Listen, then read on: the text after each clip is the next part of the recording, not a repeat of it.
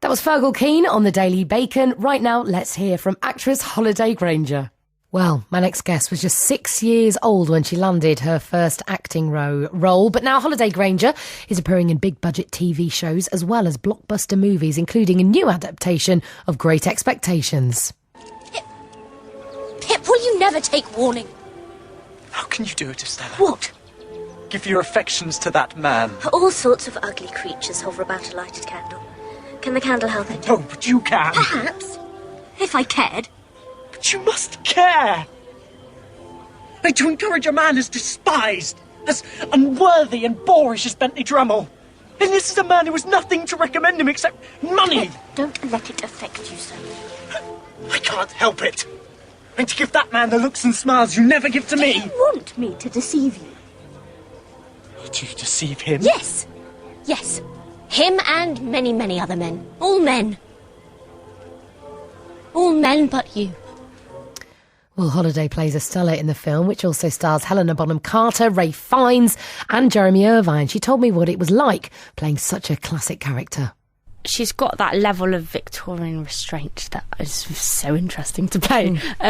But because she's had been brought up by Miss Havisham to, wreak revenge on the male sex, and has always been warned against the perils of falling in love and that it will break your heart. And so she's this tragic character that's this young woman that's been stripped of any feeling that it's natural to love, and so she's basically completely emotionally damaged, and that doesn't believe that she can love, and therefore is sort of fighting against her own natural emotions. So I don't know about you, but I did Great Expectation about 1,000 years ago for GCSE, and I always thought, it was a big choice for GCSE, and a lot of people did it, but she's, like you said, she's a really damaged character, and it's a pretty hardcore book. When did you first come to it? Yeah, well, I think I might have even read it pre-GCSE when I was younger, then did it for GCSE, and then also did it in my first year of uni, so I kind of studied it loads already. And yeah, I think the more I read Great Expectations, the better I understood Estella and more interesting I found her, because it's not until the end of the novel that you get to know her family history, and then her character makes more sense, because she's all about that.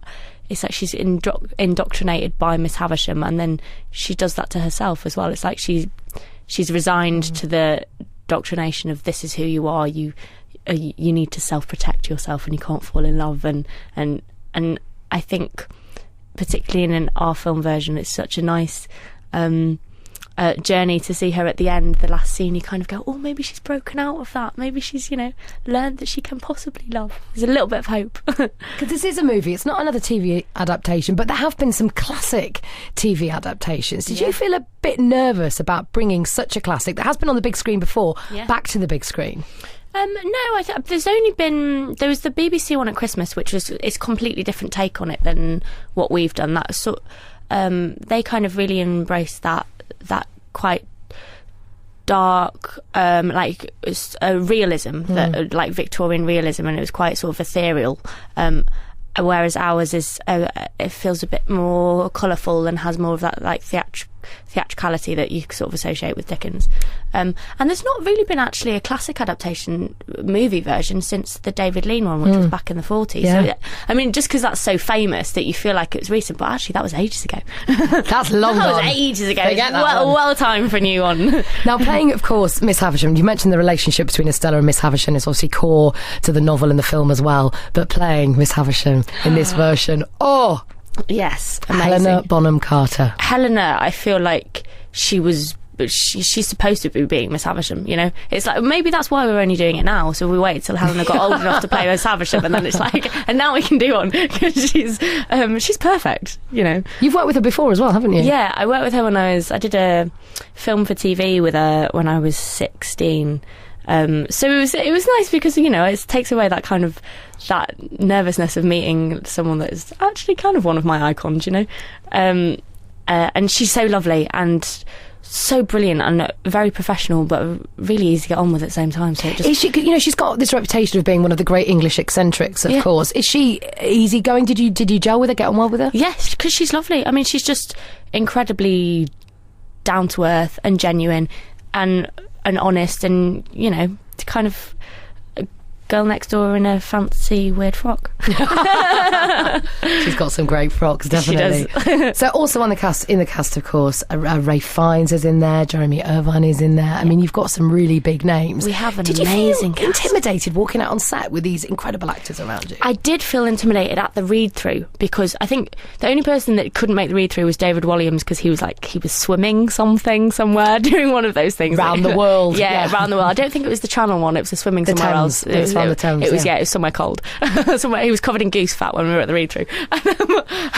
But it was quite nerve-wracking walking into that room going, God, I'm sat next to Ray Fiennes and I'm about to read Estella, who's like one of my sort of iconic dream roles, and I've got a whole room of amazing actors staring at me, sort of, and when you just go, I feel like they're waiting for me to open my mouth and say my first line. But once you've got the read-through over with, it's and you do the rehearsals,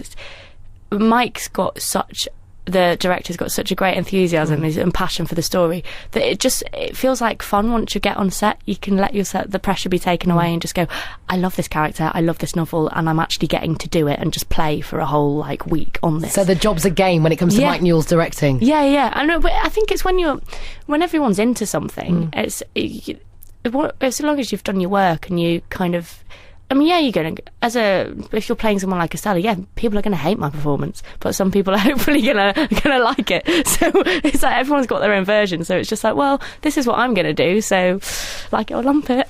Just deal with it. So I talked about, these actors with, massive experience like Ray Fiennes, like Helena Bonham Carter, but you yourself, actually, you've been around a long time. I mean, you're only 24, and yet you've actually been in this game nearly 20 years. Yeah. So were you really just 6 when you started? How did that happen? Yeah, it was a friend of my mum's that worked at the BBC, knew a casting agent that needed a little girl, and I'd done some of my mum's friends did photography and stuff, so I'd always been roped into helping, and then went to the audition and got it, and then it was just recommendations for a few years until I enjoyed it enough to get an agent. And is it true that you were really poorly when you first got that role, when you sat in bed with chicken pox? Yeah, I think this is the only reason I got it, is I'd taken 2 weeks off school for chicken pox, and then I had this audition, and so my mum, to entertain me, had been explaining, what, it's you're going to be acting someone, it's pretend, and to help me understand, we painted pictures of the scene that I was going to be doing in the audition, and so I took them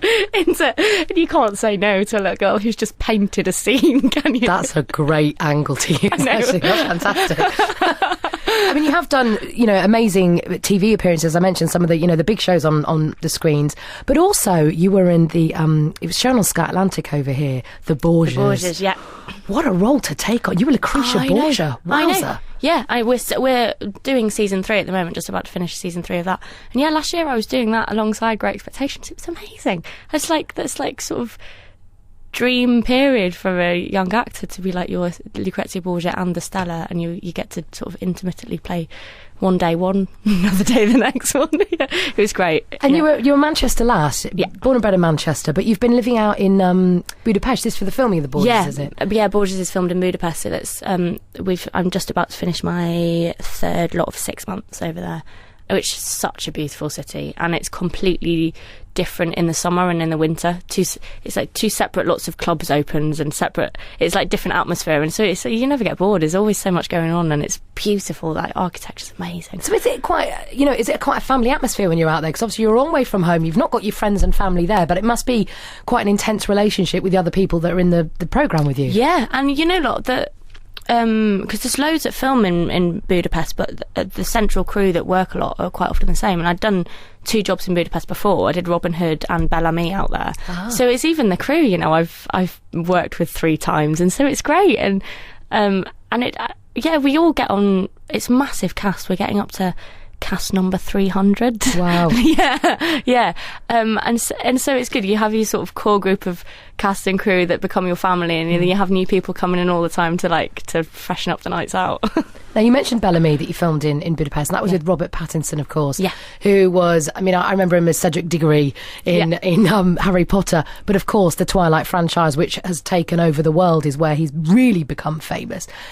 Could you cope, and would you want that level of fame that he has? Because it's intense, surely. You know what? I have such a massive amount of admiration for him for being able, and as well, because I worked with him a few years before he did Twilight, and he's not changed as a person now, and he deals with it so well. Like, he had to change hotels in Budapest because he couldn't actually get into the hotel because there were so many people there, and there was like this GPS on Robert Pattinson, and so people would follow him everywhere, and there'd be like 5 a.m, like 200 screaming girls outside set, and he'd still, he'll still get up, get to set early so that he can go and speak to the fans, and deal with it. And oh God, I couldn't do that.